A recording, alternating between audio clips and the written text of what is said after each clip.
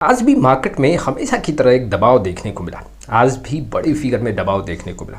Market में आज कितना गिरावट हुआ उस पर हम बात करेंगे और क्या अब संकेत है बहुत बड़े गिरावट का। हालांकि कोई नहीं बता सकता, लेकिन कुछ मैं आंकड़े रखूँगा कि बड़े जो गिरावट हुए हैं उसमें मार्केट में कितना करेक्शन हुआ है।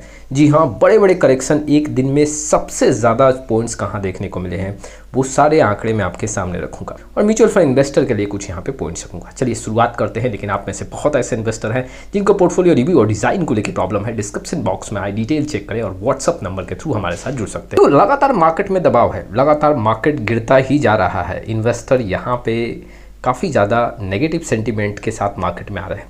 अगर देखा जाए तो निफ्टी आज करीबन 2.14% टूटा है। करीबन अगर देखोगे तो 488 पॉइंट का गिरावट देखने को मिला है।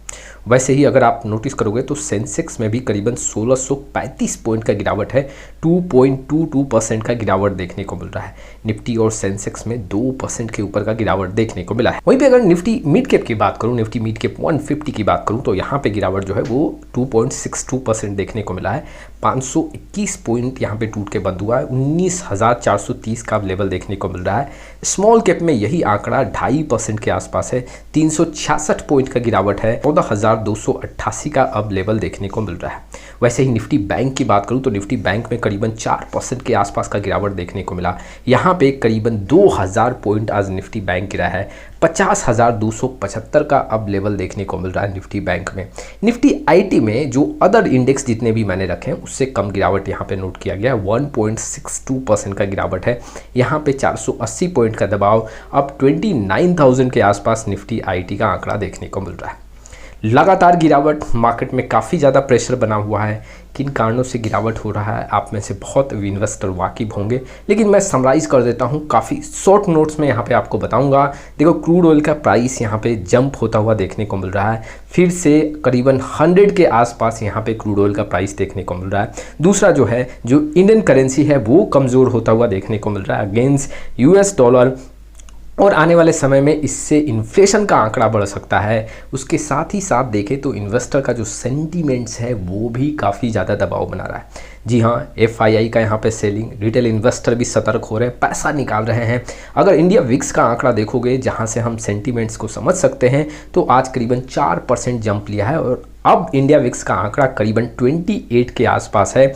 और ये शो करता है कि इन्वेस्टर का सेंटीमेंट्स कितना नेगेटिव देखने को मिल रहा है और आने वाले समय में इंडिया विक्स का आंकड़ा जी हाँ और ऊपर जा सकता है, जिससे बिकवाली का आपको मूवमेंट समझ में आएगा। हालांकि देखो, अगर देखा जाए तो डीआई में थोड़ा सा यहाँ पे खरीदारी देखने को मिल रहा है, लेकिन ओवरऑल देखें तो यहाँ पे प्रेशर काफ़ी ज़्यादा बना हुआ है।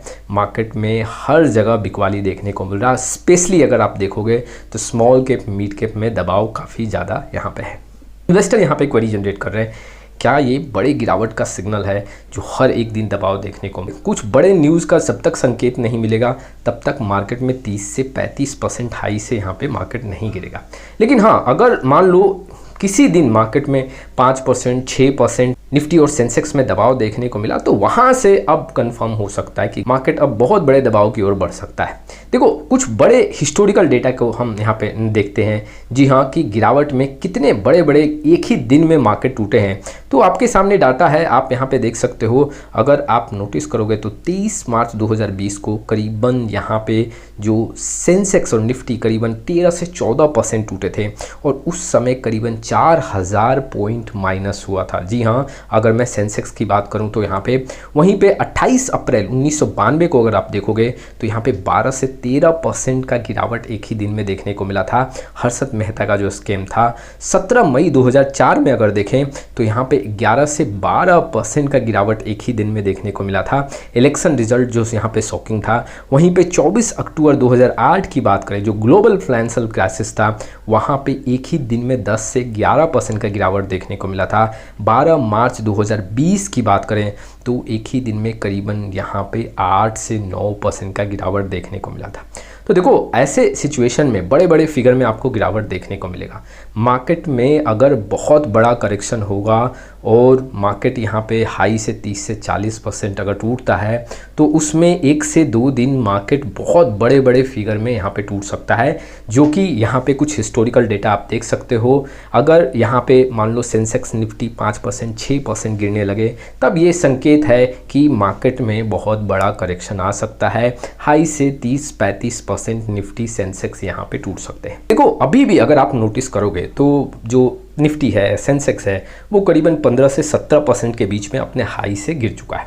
और अगर धीरे धीरे भी अगर मान लो कि 2% 1% ऐसे ही गिरावट देखने को मिलता है तो आपको बहुत जल्दी यहाँ पे सेंसेक्स और निफ्टी में, जी हाँ, लार्ज कैप इंडेक्स में एक बहुत बड़े गिरावट का, जी हाँ, सिग्नल देखने को मिल सकता है। इन्वेस्टर को मैं यहाँ पे ये बता दूँ कि बहुत पैनिक सिचुएशन में आपको अपने म्यूचुअल फंड या स्टॉक को सेल नहीं करना है।